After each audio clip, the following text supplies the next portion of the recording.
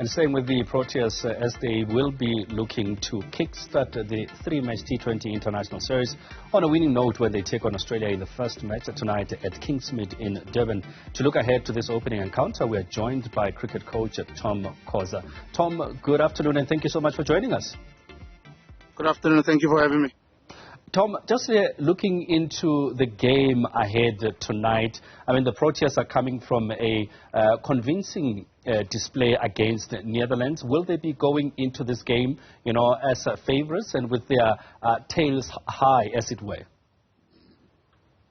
Yeah, absolutely. I think any Proteas team goes into any encounter against any opposition as positive as possible, and they always go out there to look to get positive results and obviously show off their talents and skills.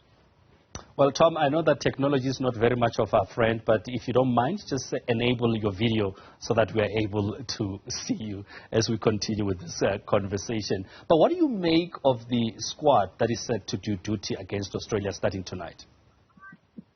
I think the squad is quite good. It gives us an indication of what we have in our talent pipeline, and I think the addition of youngsters like Diego Brevis and Matthew Bretsky and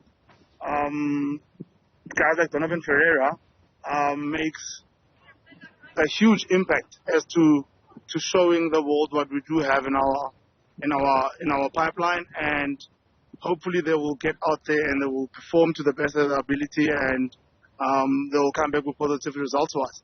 I mean, if you, as you've just mentioned now, looking at players like Devalt and Riza leading the charge as openers, how strong do you think will be, particularly with our opening lineup?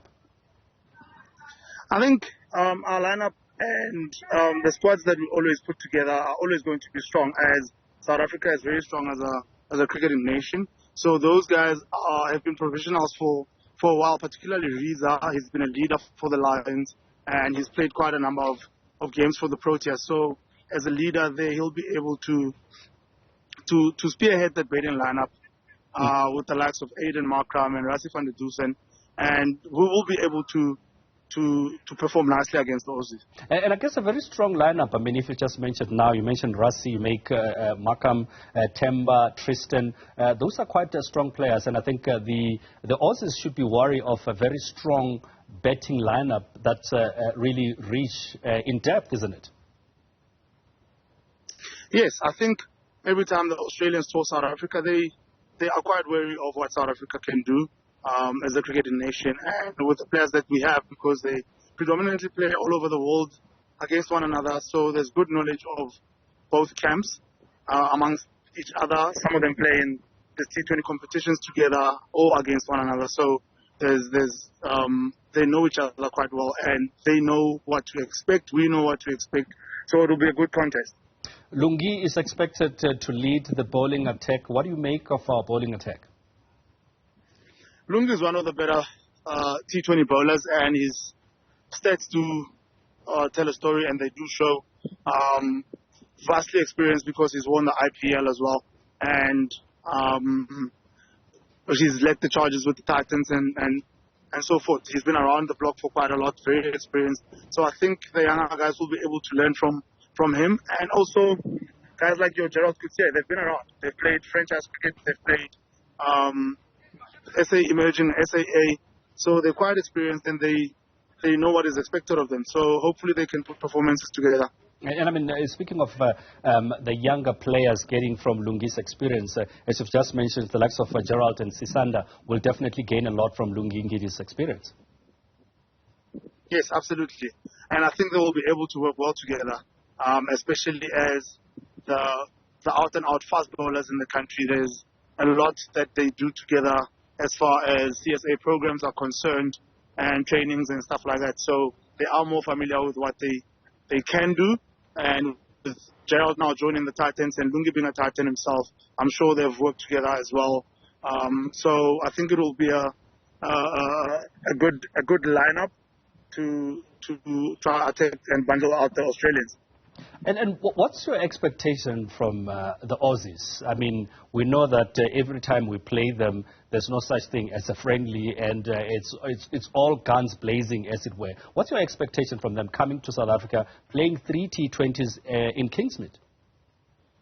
They are coming to compete.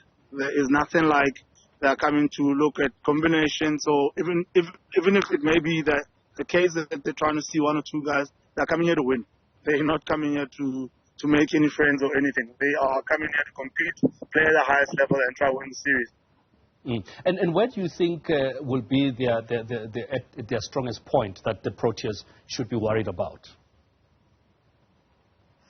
Australia is always going to put out an all-round performing team. There'll always be a good field inside. They've got experience in their skipper, Mitchell Marsh, who was fantastic in the Ashes. Now, obviously, it's a different ball game, but as a leader, obviously, he's the most senior guy in that side. I think he'll be leading his troops quite nicely.